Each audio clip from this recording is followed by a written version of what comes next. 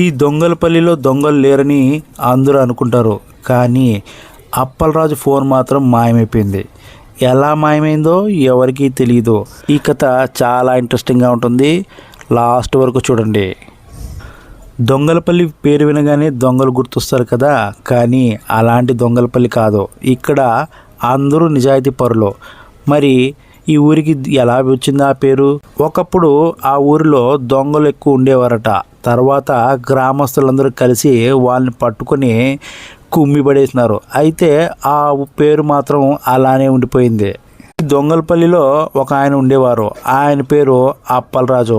ఆయనకు చాలా కోపం. ప్రతి చిన్న విషయాన్ని కూడా చాలా కోప్పడేవాడు. ఆయన కోపాన్ని చూసి ఊరు వాళ్ళందరూ దూరంగా ఉండేవారు. ఓ రోజు ఉదయాన్నే అప్పలరాజు నిద్రలేగానే తన సెల్ ఫోన్ కనిపించలేదని, నా ఫోన్ పోయిందని అంత ఎతికాడు. ఎక్కడా దొరకలేదు. ఆయన కోపము తలకెక్కింది. మా ఇంట్లో దొంగతనం జరిగిందంటూ దొంగలపల్లిలో ఇంకా దొంగలున్నారా అని గట్టిగా అరిచాడు. అప్పలరాజు అరుపులు విని నరసింహారావు వచ్చాడు. ఏమైంది అప్పలరాజు గారు, ఎందుకు అలా అరుస్తున్నారు అని అడిగాడు. ఏం జరిగిందంటావు? నా ఫోన్ పోయింది, దొంగతనం జరిగింది అని అగ్నిపర్వతంలాగా పేలాడు అప్పలరాజు. అయ్యో అవునా, ఎవరో తీశారో అన్నాడు నరసింహారావు అమాయకంగా. ఎవరో తీస్తారో, మీరే తీశారేమో అని అప్పలరాజు అనుమానంగా చూశాడు. నరసింహారావు కళ్ళల్లో ఆశ్చర్యం, కోపం అన్నీ ఉంది. నేనా, ఏంటి అప్పలరాజు గారు అలా మాట్లాడుతున్నారు అని అన్నాడు. మరి ఎవరో? నా ఇంట్లో దొంగలు రావాలంటే మీరేదో దారి చూపించి ఉంటారు అని అప్పలరాజు ఇంకా కోపంతో రెచ్చిపోయాడు.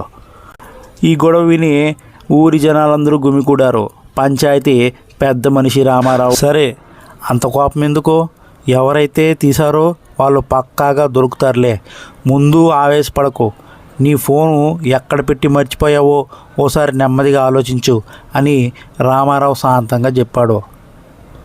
ఎక్కడో పెట్టడం ఏంటి, నేను ఎప్పుడూ నా ఫోను నా చేతిలోనే ఉంచుకుంటా అన్నాడు అప్పలరాజు. అంతా కలిసి అప్పలరాజు ఇంట్లో మళ్ళీ వెతికారు. మంచం కింద, బీరువాలో, వంటింట్లో, బాత్రూంలో ఎక్కడ ఫోన్ లేదు. అయ్యో దొరకలేదా అన్నాడు నరసింహారావు. అప్పలరాజు కోపంగా చూశాడు. ఏంటి దొరకలేదా అని అడుగుతున్నావు? నువ్వు తీయలేదంటే ఇంకెవరు తీశారు? నరసింహారావు విసుగు చెందాడు. నాకు తెలియదండి, నాకు అసలు మీ ఫోన్తో పని ఏంటి?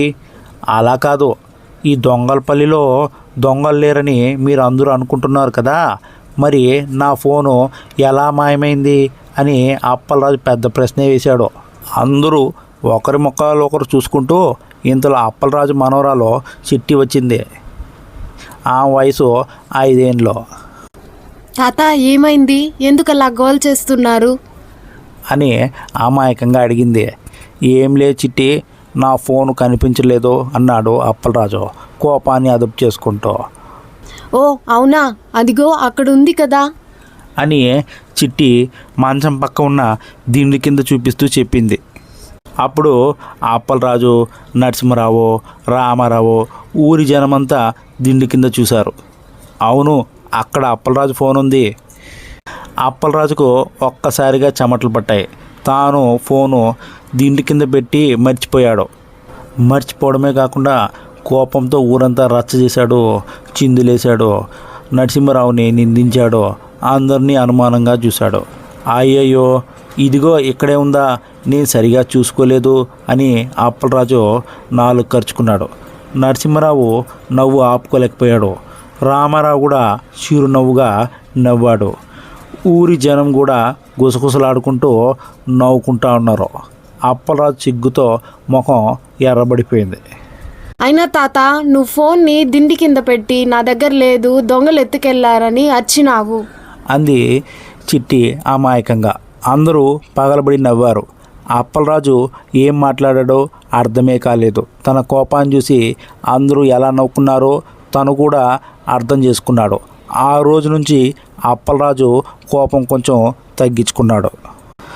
మనం కూడా ఏదైనా కోపం వచ్చినప్పుడు కోపపడకుండా 1-2 సార్లు ఆలోచించుకొని అలవాటు చేసుకోవాలి. దొంగలపల్లిలో దొంగలు రాలేదు, కానీ అప్పలరాజు ఫోన్ మాత్రం చాలా కామెడీగా మిగిలిపోయింది. ఈ కథ మీ అందరికీ నచ్చిందని అనుకుంటున్నాను. మరి మరొక కథతో మీ ముందుకు వస్తాను.